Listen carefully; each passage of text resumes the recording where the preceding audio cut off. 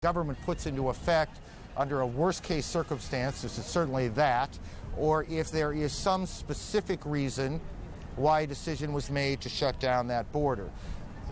Our senior White House correspondent, John King, on the phone. John? John?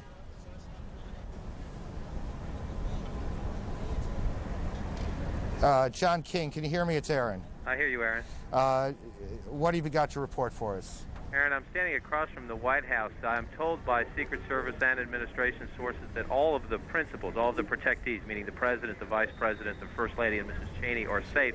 They do not want us disclosing their locations, but I am told by a senior administration official that the plan and the priority is to get President Bush back to the White House as soon as they believe it is safe.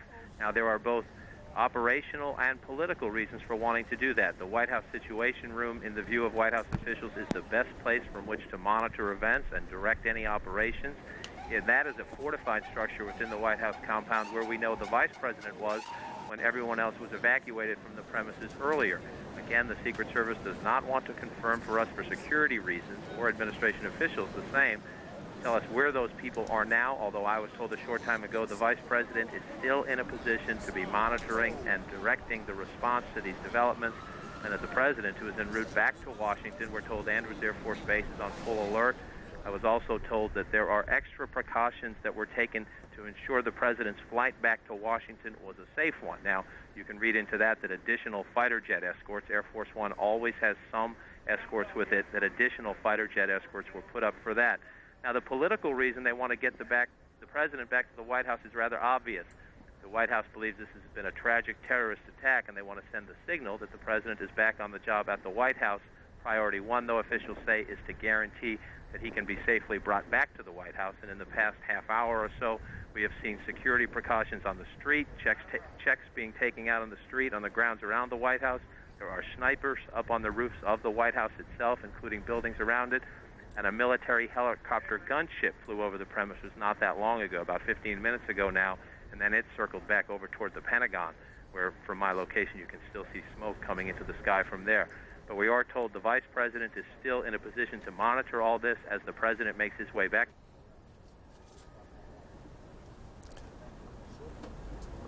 John, thank you. Our senior White House correspondent, John King. As John mentioned, the President was in Sarasota, Florida, making his way back to Washington. Whether he'll be taken directly to the White House or not is a little bit unclear. Secret Service wants to make sure the building is safe. It is, I would add, one other symbolic reason why you would want to get the President in the White House, and that's to send a message to who's ever responsible for this, that yes, you've caused extraordinary damage and a great deal of tragedy here, but what you haven't done is shut down the American government. The President will want to get home. Governor George Pataki of New York joins us on the telephone. Governor, are you there? Can you hear me? Yes, I'm here. What are you hearing from the Trade Center area itself? Well, we're still hearing that it's a horrific situation. We're in desperate need of people to help out with emergency services. The city team is there, but we've activated our National Guard and our statewide fire and emergency services, and we're going to be bringing those in to relieve the city forces as the afternoon goes on. I've been in touch with the mayor, I've been in touch with the White House, and everything that we can do and everything that can be done is being done at this point. Has anyone given you any idea of how many injured we are dealing with down at Not the at this point. At this point, the sole goal is to try to help as many people as possible, to get them to the emergency services, to get them the care they need, to help people who want to leave the area to leave in an orderly way, and to make sure we do everything we can to provide security throughout the city and throughout the state. And Governor Pataki, can you tell me the degree to which the state's planning for these sorts of tragedies, and there's obviously a plan in place, and New York is, because of its place in the world, is obviously a place you have to consider a target, whether that plan envisions something of the magnitude of what has taken place this morning? Well, you plan for any eventuality, but you never actually expect to see something of this magnitude. But we have coordinated well with the city. We're going to continue to make sure we provide all the support we can. We do have emergency services and emergency transportation running. I know the reports have been inaccurate. We do have limited rail service out of Grand Central to the northern suburbs, limited rail service out of Brooklyn and Queens to Long Island. We're working to make sure that bus service, to the extent possible, continues, and we're trying to get subway service back on track. It's not there yet, but the coordination has been excellent. It's just an attack of this magnitude. We just have to focus on responding and helping people at this point.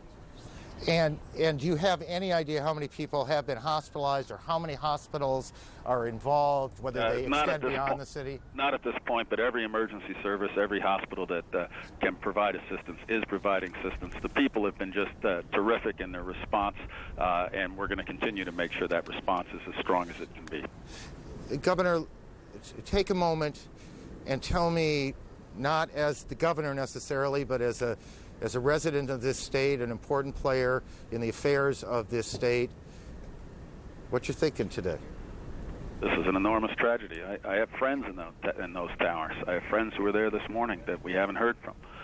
And our thoughts go to the people who are there, to their families, to all those who are suffering at this time, and we will be there to help, and we will be there to do everything we can to make sure that the support and the services necessary are provided. Yeah. Okay.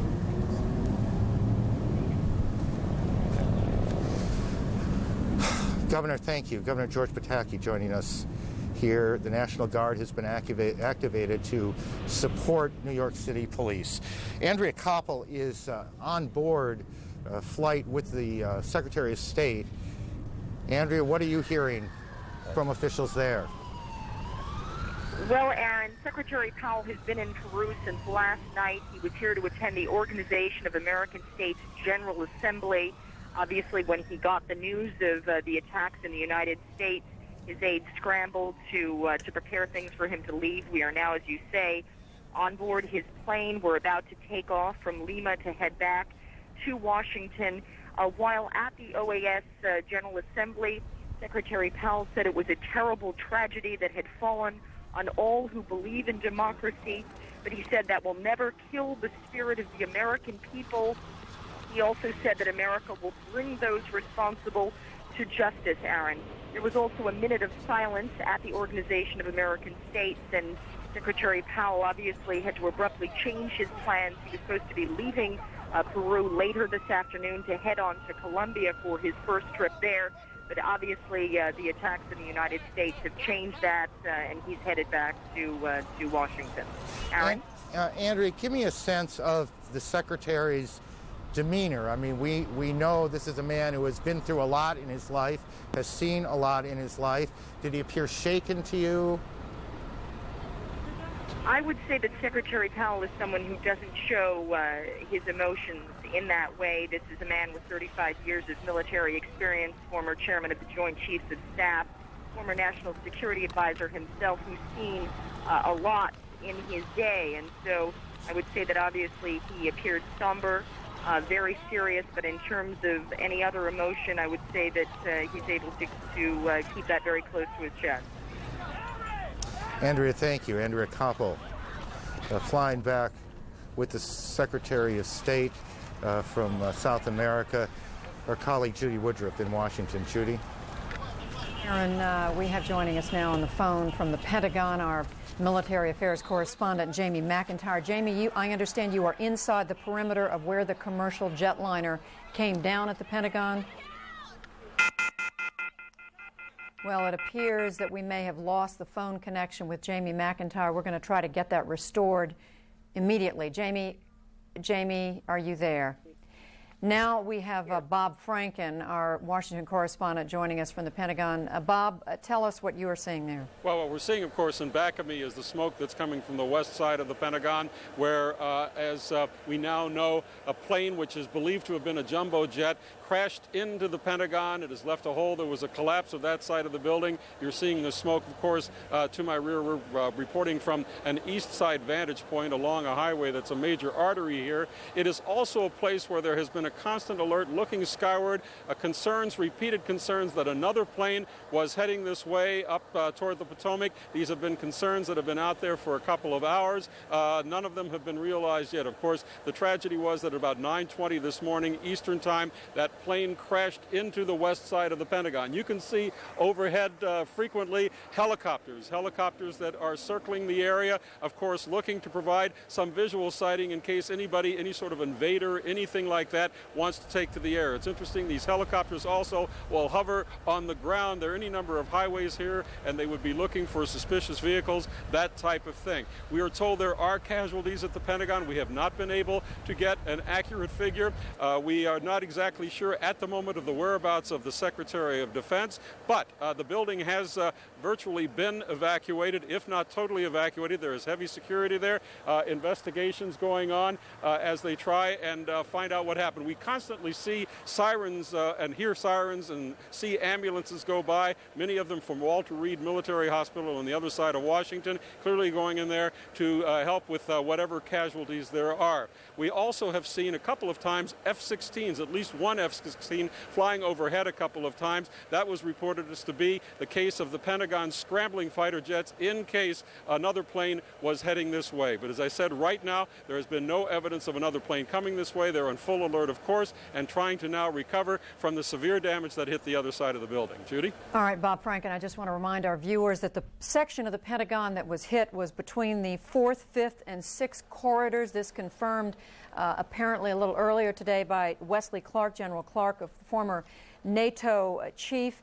He said from what he could tell, it appears this was the Army section of the Pentagon, planning and logistics area where certainly Army leaders would have been working in their offices. I want to read for you now a statement from the Joint Chiefs of Staff, quoting, "We are outraged at this cowardly attack on the people of the United States. Our heartfelt prayers are with the victims and their families, and we stand strongly united behind the President as our Commander-in-Chief." And I want to clarify that this is a statement by the Joint Chiefs of Staff. I want to clarify that this is from the leadership of the Congress. I misunderstood when I was handed this just a moment ago. And continuing, congressional leaders, we will work with the President to ensure that the full resources of the United States government are brought to bear to protect the American people and to punish the perpetrators of these unconscionable acts. May God bless America. And just quickly, before I go back to Aaron Brown in New York, hospitals in Washington dealing with the casualties from the Pentagon Washington Hospital Center, 29 patients, a blood shortage, we are being told, in Washington. So any of you who are able to get to a hospital anywhere in the Washington area, it is very possible that there is a need for blood to be donated. So we will just put that information out there as well. Aaron, now back to you in New York. Judy, thanks. We now are being told that Los Angeles International Airport, LAX, has been evacuated. Again, this is another one of those multi-terminal airports. It's an enormous airport, and that is being evacuated. At least one of the flights, and perhaps two if memory serves me, that has gone down today was headed towards Los Angeles, one towards San Francisco. We also have a report that Disney World in Orlando has been evacuated. Someone said to me a moment ago, before the day is over, everything's going to be shut down. And that seems to be where we're headed. CNN's Richard Roth is on the streets of New York, and he can join us now. Richard, what can you tell us? Aaron, New Yorkers think they've seen everything, but they'll say they're amazed at what has happened, stunned. Right now behind me, what normally would be the World Trade Center is no more, a huge cloud of white smoke. And right now it's like a war zone. Thousands of New Yorkers streaming north. The mayor of New York City, Rudy Giuliani, has told everyone to get north of Canal Street. We're several miles north of it. Right now, New Yorkers are trying to get out of Manhattan. There's a ferry on the west side going to New Jersey. It's really the only access out. The mayor advising that people should take the subways. We have seen dozens of emergency vehicles, hundreds, firemen being bussed in, decontamination vans coming in, call for blood donations. New Yorkers, their faces, their expressions, stunned, amazed right now. With us, several of those people who witnessed some of the carnage today. Tell us what you saw when you exited the subway station due to a lack of smoke. Eileen. It was very smoky, and then we exited on Church Street out of the PATH train station. I crossed over to Church and Fulton, and I was trying to get a cell phone. I was trying to get up the block, and I turned around and saw this tremendous fire. Actually, I thought it was a bomb. I couldn't see a plane. And I saw people jumping off the building.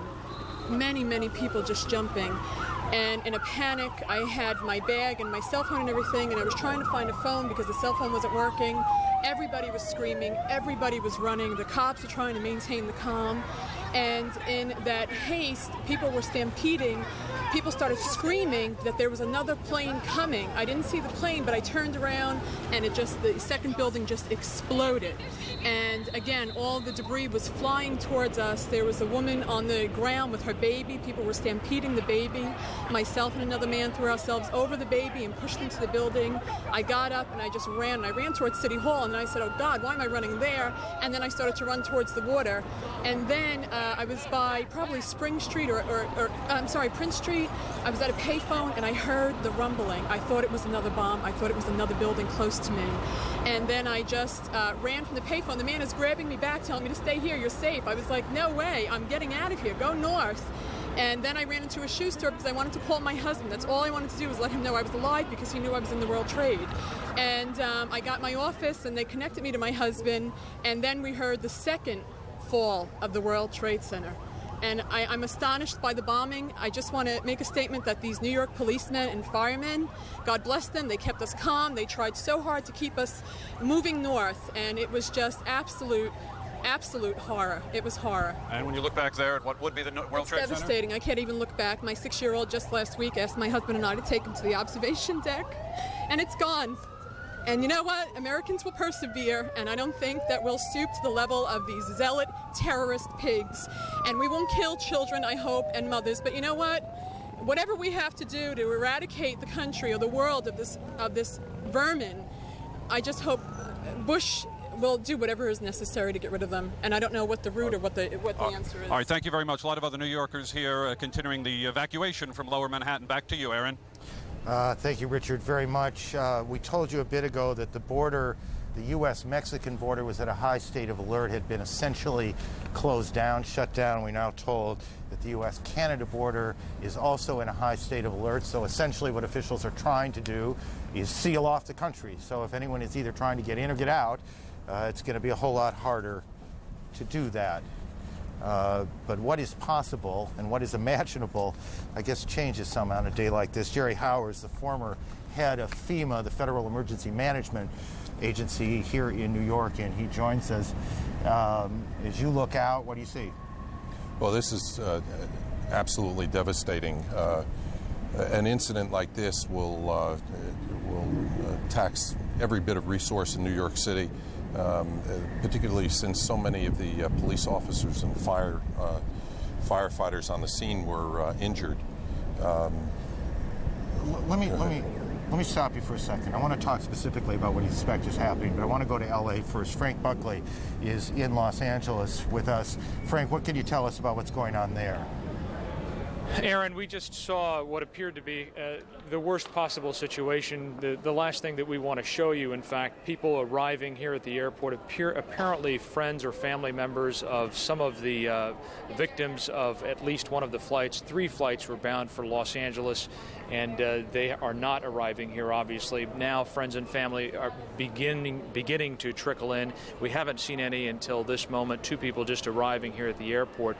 We can tell you that just within the last 15 minutes also, this terminal they have begun a process of evacuating this terminal, and in fact all of Los Angeles airport is being evacuated now, we are told, by airport police, who we just spoke to just a few minutes ago. I'd like to let you hear from Lieutenant Howard Whitehead of the Los Angeles Airport Police as to the status here at LAX. Because we work with other agencies who are conducting closures outside of the airport, I can't get information right now. 3 flights were bound for Los Angeles that appeared to have been involved today. What accommodations are being made for the friends and family of passengers? That's being handled by the airlines. They're having a meeting now concerning that, so that information has to get from the airlines. So officially, what are you starting at this point? We're starting a total evacuation of the airport. Will that include both workers and passengers? Only key employees will remain at the airport. This is the entire airport that will be evacuated? Yes, ma'am. Why the evacuation? Because the evacuation has been ordered. I can't tell you why, but that's how it stands now. Is there a security threat to the airport? It's precautionary at this point. Have you ever seen anything like this before in Los Angeles? Not to my knowledge, no. And what is going to be your role, the police department's role in this? What are you doing? We're protecting the public. That's what our job is. Will roads in and out of the airport be closed as well? Will people be able to get into the airport? Right now, this thing is fluid. We're working as we go with the changes, so I couldn't give you a definite on anything right now. How many police officers more or less Thanks very much. here in the airport on a regular day? Other agencies involved, I couldn't give you an exact figure. Right now, there are other agencies? Yes, ma'am. That's all I have for right now. Thank you. My name is Lieutenant Whitehead. So this is purely That was Lieutenant Howard Whitehead of the LAX Police telling us again that just within the last 15 or 20 minutes an order has come down, a command decision to evacuate the terminals at LAX. Up until this point, of course, flights were not being allowed in or out. Now they are evacuating all the terminals except for key personnel. Also here with me now is Lieutenant Colonel Al Van Cleef of the Salvation Army. You have the very difficult task of helping to coordinate the grief counseling. Can you tell me about the accommodations that are being made for family members of Flight 11, 77, and 175? We have 6 grief counselors on site now, 2 of the teams ready. We're waiting word now from American Airlines. They are diligently working on the plans as far as a private location where the family will be received. As soon as we're aware of that, then they will make contact with us so our counselors can proceed to where family members will be arriving. We've done the same thing here in Los Angeles as well as San Francisco and Washington, D.C. Very difficult day for you, sir. Thanks very much painful. for joining us. That is the latest from Los Angeles. Aaron, back to you. Frank, thank you. Frank Buckley in Los Angeles. We are in the midst of an extraordinary national tragedy, attacks in Washington and New York, attacks on airliners, the dimensions of which are not yet clear, but what is clear is that this is a day unlike any other. The worst fears of officials around the country, security, intelligence, military officials, political leaders, worst fears being realized, being played out in New York and Washington, 80 miles outside of Pittsburgh where a plane went down. Other planes have crashed. We don't know the circumstances precisely. We now have a report perhaps of another building here in New York that has collapsed. CNN producer Rose Arce is on the phone. Rose, what can you tell us? Yes, there's another building very close to the World Trade Center that was hit by debris some time ago, and it appears to be on the verge of collapse. Also, that enormous plume of smoke that you see that's surrounding the building, there are suspicions that it's not all smoke, but that there's a gas leak within that smoke. And that has caused a tremendous amount of panic in this area. The police have been saying that they're now evacuating all of lower Manhattan, and you can see people moving north in a flood through these streets. They're just filled with ash. You know, as you walk through the ash, you can see debris from inside the World Trade Center itself, a very, very eerie scene, pieces of paper from people's desks, office supplies, many, many blocks from the site of the actual explosion, where they now are fearing that there may be yet another explosion because of this potential gas leak. Rose, thank you. Rose Arce, who's on the streets of Manhattan. Back to Jerry Hauer, who who ran the mayor's emergency response team, and I'm not sure I got the title right, but the essence is correct. When you all, after the 93 attack on the buildings, and you sat down and tried to redo a plan, which I assume happened, did you anticipate anything of this magnitude? Well, we have plans in place in New York City for massive incidents, but an incident like this is very difficult to plan for, just because of the number of people that have been, the number of responders that have been injured. There are the responders, we mean police, fire, EMS, rescue, correct. Right. There are literally hundreds of people coming from New Jersey. As you heard from the governor early, the National Guard will be activated to help with law enforcement to help seal the area. I know that FEMA will be activating their search and rescue teams to assist with going through the debris. This is going to be a long-term operation. It is going to be a very difficult one because, as you heard earlier, there's still a gas leak in the building which is fueling this fire. And until the gas is turned off, that fire could burn for some time. Stay with us, Jerry. Back to Washington, CNN's Judy Woodruff. Judy, you have more here. What can you tell us? Well, Aaron, we are monitoring, of course, statements from around the globe, and we've just, in the last few minutes, been able to get a statement from the Taliban ambassador to Pakistan. The Taliban, of course, being the religious organization that is the party controlling the government in Afghanistan. The name Mullah Abdul Salam Zaif said in reaction to the news of these terror attacks in the United States, and I am quoting, "We want to tell the American children that Afghanistan feels your pain, and we hope that the courts find justice." Now, this statement, again, made by a Taliban ambassador to Pakistan, his name, Mullah Abdul Salam Zaif, he made it at a news conference in Islamabad. And I would just add that we're told that at the top of the hour, which would be perhaps 1 o'clock Eastern Time, we're expecting a news conference live from Kabul, Afghanistan. That is the capital of Afghanistan, the Taliban being the controlling religious party in that country, Afghanistan being the country where we have every reason to believe Osama bin Laden, the leader of a huge terrorist network, continues to live in hiding. The Taliban has denied his presence there from time to time, but it is believed by those who follow the activities of his organization that he is in Afghanistan. So we will, of course, be watching that. Let me just... All right, Aaron, I want to go back to you now in New York. Thank you, Judy. We have on the phone with us New York's Mayor, Rudy Giuliani. Mr. Mayor, give us your best piece of information as the situation right now. The situation right now is a massive rescue effort that's going on right now. We're trying to evacuate thousands and thousands of people. We have as many of our police and fire personnel as we have down in the southern part of Manhattan, evacuating people, trying to save as many lives as possible. We've been in communication with Governor Pataki, who's gotten the National Guard ready, and they're going to come in and relieve us a little bit later in the day. And we've spoken to the White House, and the urban search and rescue teams will come here also to assist us. But right now, it's the New York City Police and Fire, EMS, that are down there trying to evacuate as many people as we possibly can. And we've asked everyone to leave Lower Manhattan if they can on their own so that it relieves our efforts.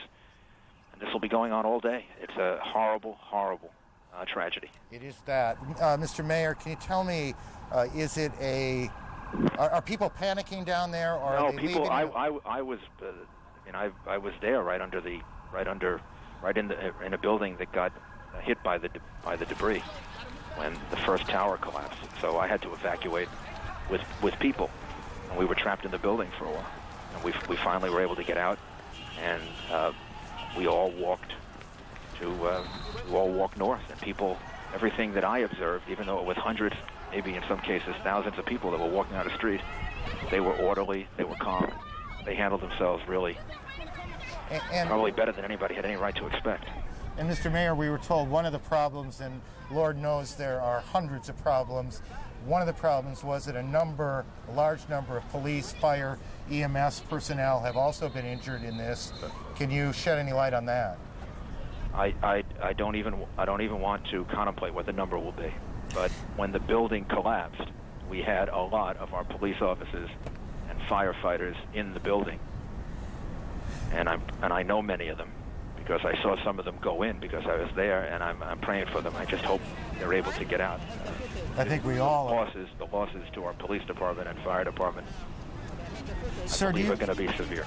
Do you believe that was there another set of explosions that caused the buildings to collapse, or was it the structural damage caused by the planes? I don't know. I saw the first collapse and heard the second because I was in a building when the second took place. I think it was structural, but I cannot be sure. And can you tell us how many hospitals in the city and perhaps outside the city too? All of them. Right now, at last count, we were utilizing over 50. I think it'll be over 100 by the, and that was as of a half hour ago. And we're utilizing all of the hospitals in New York City. We're utilizing the hospitals in Westchester and Rockland, Nassau County, northern New Jersey. And the main thing we have to urge people to do is to be calm and evacuate Lower Manhattan. And as far as the rest of the city is concerned, just to go about their lives as best as possible. I never thought I would see something like this happen. I got there after the first plane hit and before the second, and watching people jump from the top of the World Trade Center is an unbelievable sight. Mr. Mayor, my colleague Jeff Greenfield is with us also. Jeff? Mr. Mayor, in terms of you've